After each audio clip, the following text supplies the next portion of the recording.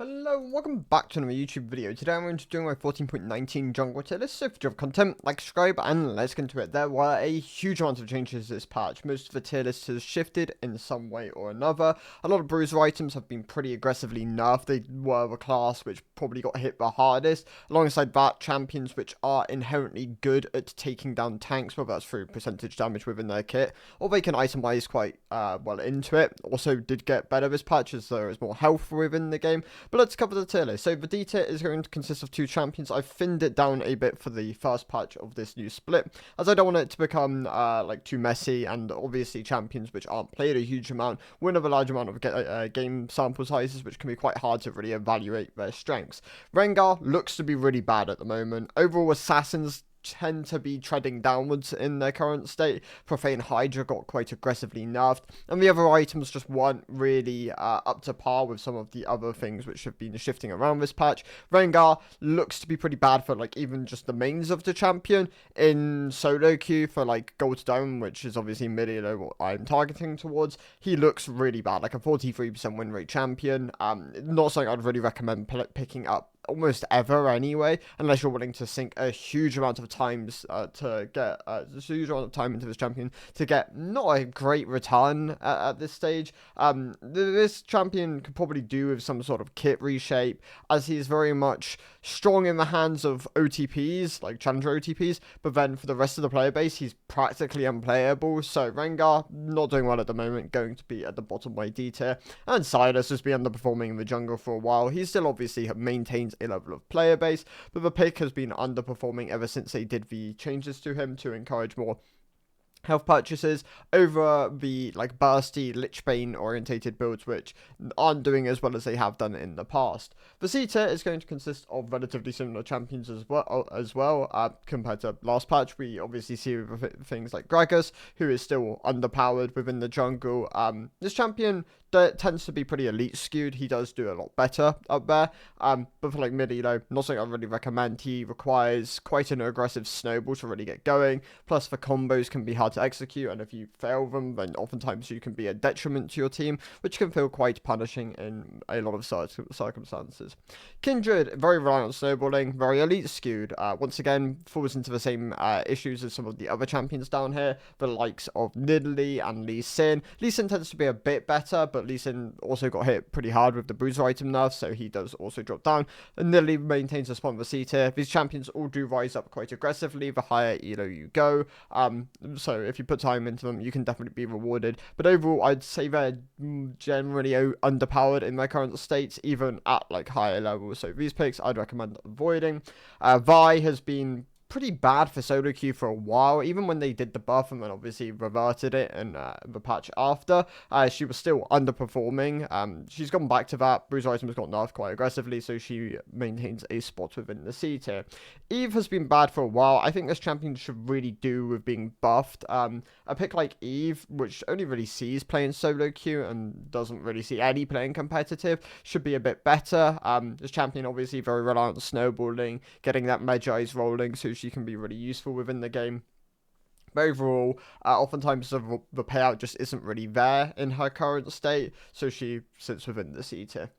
She is pretty hard to pilot though, and tends to be pretty OTP driven, akin to Rengar, but nowhere near as aggressively. Hecarim has been underperforming for a while. He also got pretty heavily hit by the item changes this patch, so he does drop down to the C tier again. And then Zed, also a big loser of Profane Hydra. I believe Voltaic Psycho Sword looks to be his best first slot in jungle, albeit it's very limited sample size, so that can definitely swing back into Profane's favor or Yomu's favor, depending on which one you're kind of going on this champion. Eclipse is also a very solid item of this champion, but all of them did get nerfed. Thus, he drops from the B tier down to the C tier. Talon sits at the bottom of the B tier. This champion, also kind of akin to Zed, follows fairly similar trends. Items did go down slightly for him, so Talon also ends up towards the low end of the B tier.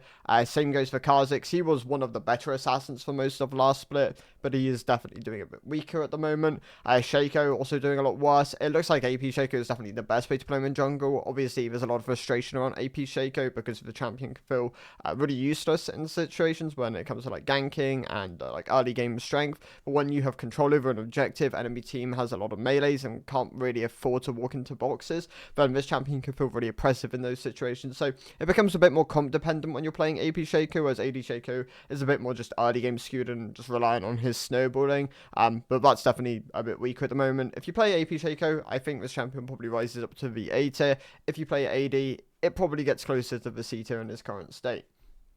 Rek'Sai lost a lot of power with the bruiser items being nerfed. Stridebreaker was one of the biggest losers this patch, so a lot of Stridebreaker champions have definitely gone down a substantial amount, especially within the top lane, but to an extent within the jungle as well. Sejuani, one of the first champions to go up the tier list. Tanks are doing a bit better, their item systems didn't get nerfed as heavily as some of the other systems. Thus, Sejuani has climbed from the C tier to the B tier. She is obviously not going to have the carry agency of some of the other tanks within the jungle, but she's definitely a reliable source of CC. And if you pair her with the correct champions, she can feel really oppressive, especially if you're getting multiple rotations of her E, making sure you're getting that damage down. Poppy, a great counter pick option within the jungle. If you can't get her in counter pick situations, she does kind of fall flat in if you're not like able to get like a good snowball going. Obviously, her base damage is pretty high, which can definitely feel quite nice within the jungle, but she doesn't clear to anywhere near as fast as some of the other junglers, especially compared to like power farmers. And if you ever find yourself falling behind, it can feel really hard to pilot this pick in those games. Wukong, also over my B tier, he I believe has dropped down from the A tier to the B tier. The item system once again has been nerfed primarily mostly for bruisers, so he has dropped from the A tier to the B tier.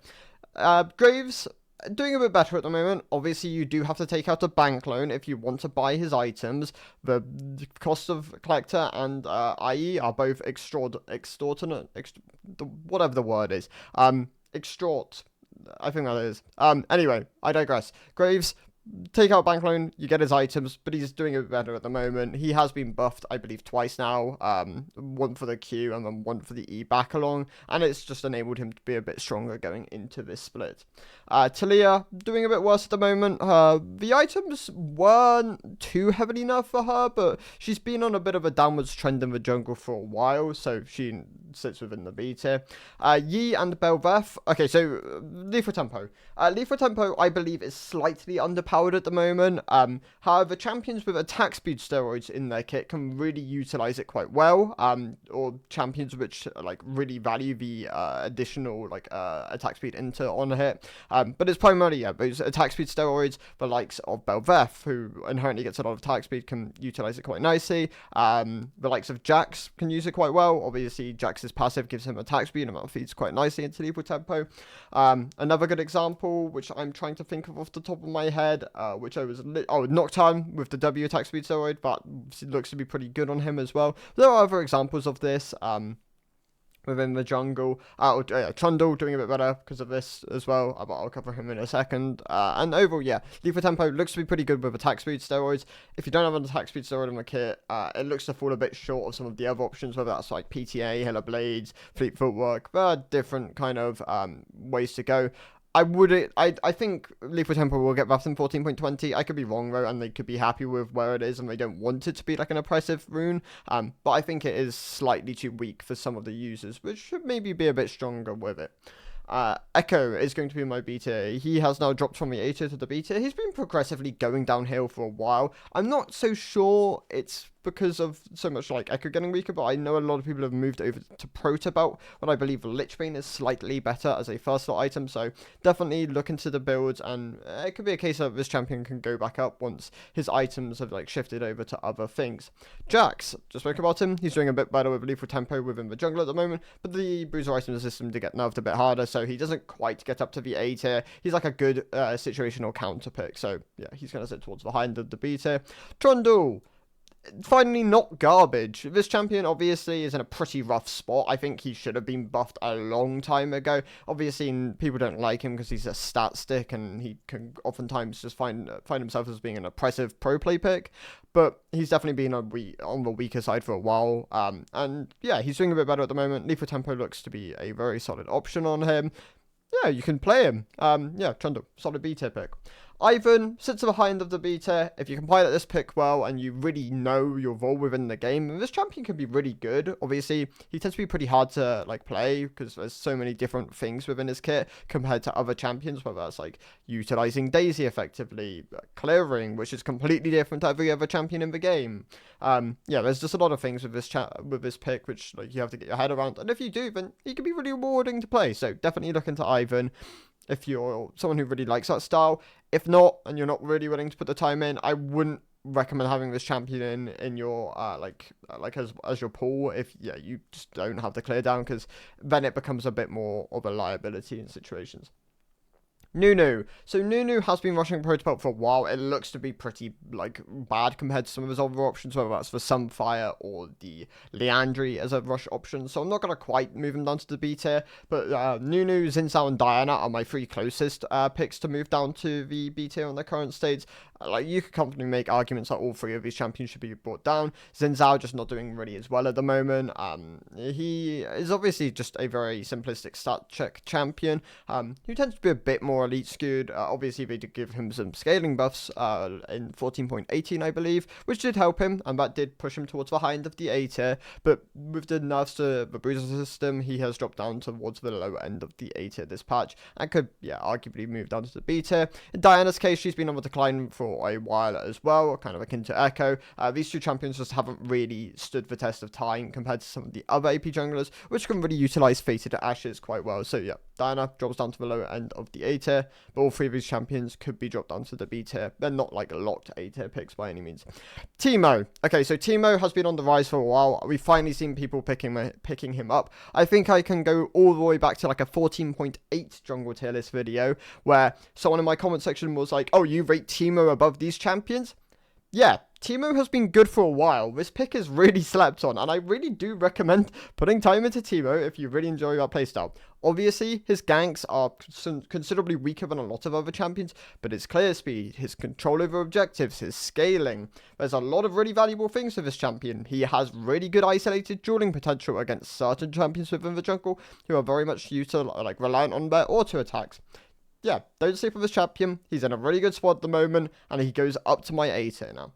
Rammus is like a conditional A tier pick. If you can find him in the correct spots, then he can be really valuable to your draft, and definitely can climb all the way to like an S tier pick. But if you pick him more blind, then he really does fall down quite.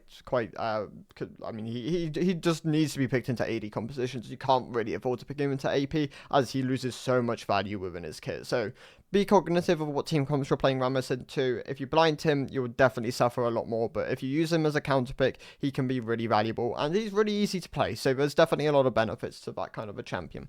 Gwen, doing a bit better at the moment. Obviously, higher health pools really helps Gwen within the jungle. This champion has also kind of akin to Teemo being picked up more recently, and more people are sinking time into it, so it's good to see that. And yeah, both these champions are a bit slept on in their current state.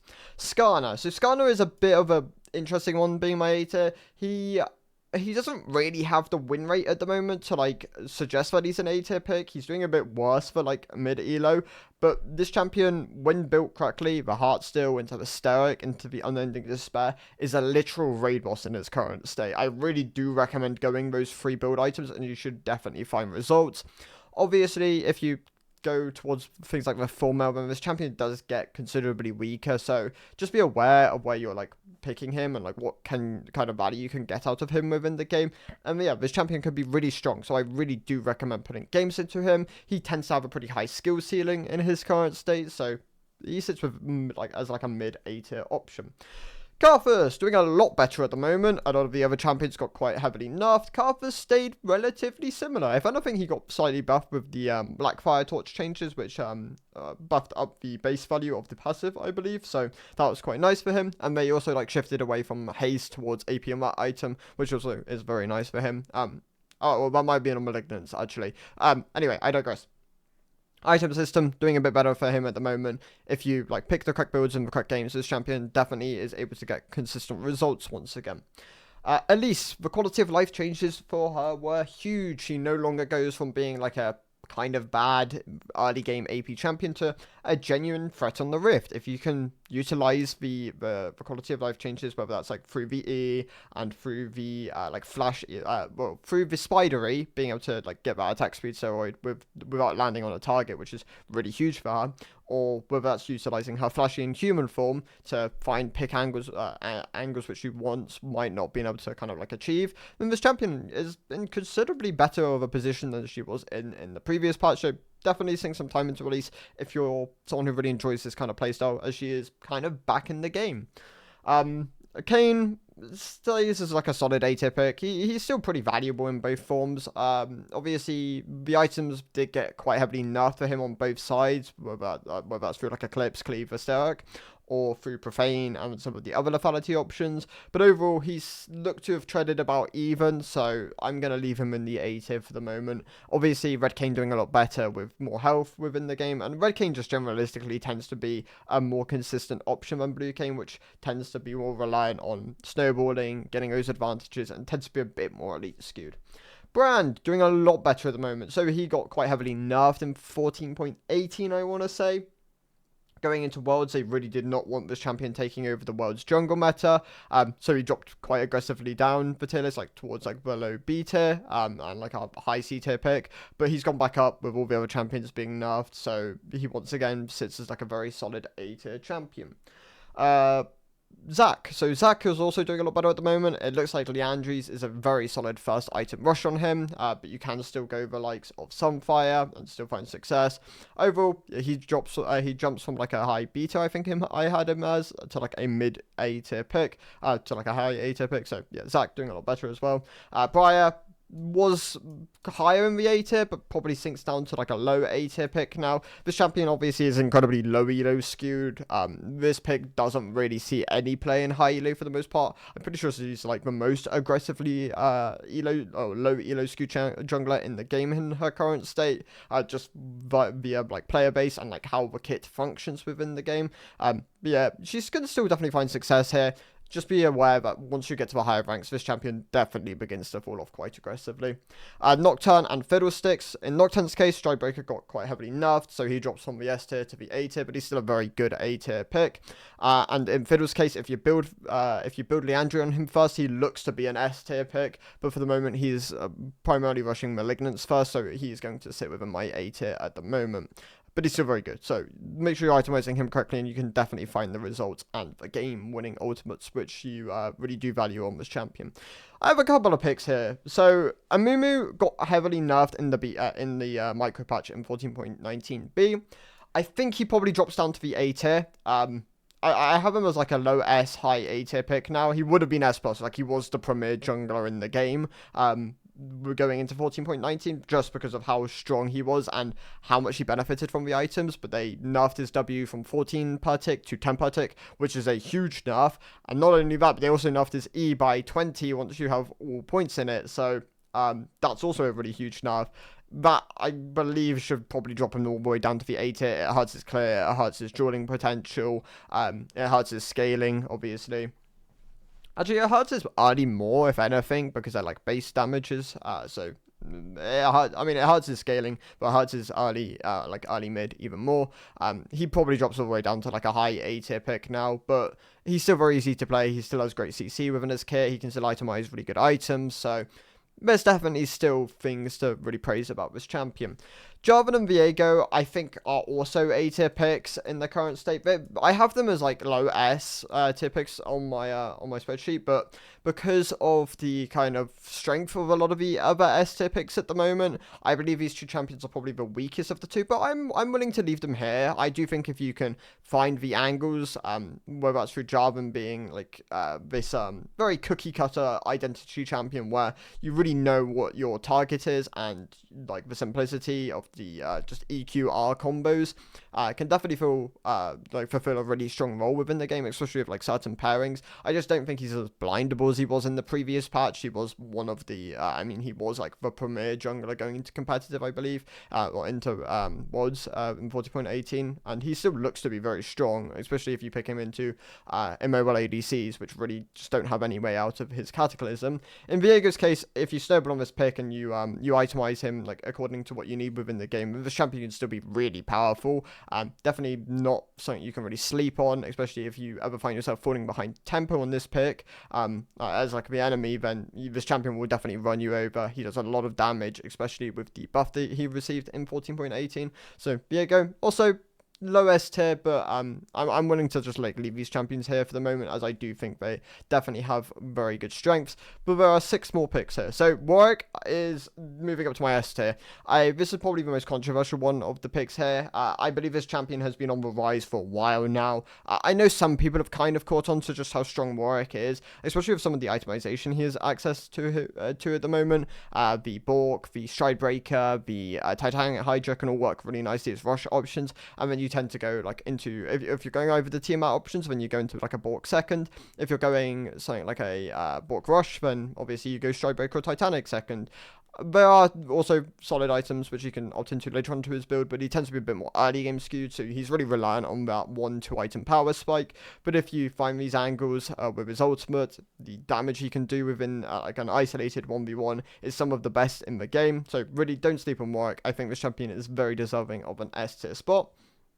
Volibear sits towards the mid S tier as well. I think Volibear and Warwick are probably the 2 champions beneath the other 4 which I have here, which I'll cover in a second. But Volibear, also very simplistic playstyle with the tower dives, the isolated 1v1 capabilities, the consistent cycling of his E's and W's gives him a lot of durability, and he can be really strong within games. So once again, yeah, his simplicity really does reward him, especially within mid elo. So these 2 champions can definitely be very strong here. 4 more picks here. We have Shyvana. So Shyvana is doing really well on the current patch. Obviously, her build looks to be pretty similar. The Shoujin, the Liandry, the Riftmaker. And yeah, that is the core you want. If you hit level 6 within the game, you're really hard to ever shut down, and you can definitely be really valuable, especially if you're Drake stacking. Obviously, your kind of limitations come from not having, like, if you don't have Dragon Form uptime or pre-6, and like you have like multiple losing lanes, that can definitely feel quite punishing within the game, but it's not going to be anywhere near as a concern in mid-elo, so there's definitely a lot of strengths of this champion there. Definitely towards the high end of my S tier. Udyr is the premier pick in Elite at the moment for AP wise. This champion really benefited from the Deadman's changes, which were just almost like buffs for the items. Liandry obviously did get nerfed, but that item was so overstated and like strong on Udyr already, but he still really values it. But his build curve's a bit better now, and yeah, this champion really good spot at the moment. Whereas a lot of the other champions got nerfed through their items, Udyr stays relatively neutral for the most part. And Lydia comes back up from the A tier into the S tier. Other champions got nerfed. She didn't really get nerfed as hard, so a lot of the fated Astros champions once again moved back up into the S tier. And then I have Mordekaiser. So I think Mordekaiser is probably the strongest champion in the game at the moment. I have him on my S plus tier in the top lane. Why can't I move him? Wait, what is going on here? Okay, well, Mordekaiser, it will literally just won't let me put him in the A tier. It won't let me put him anywhere. Nice. Okay, well, Mordekaiser is an S tier pick. I can't seem to move him. I don't know why.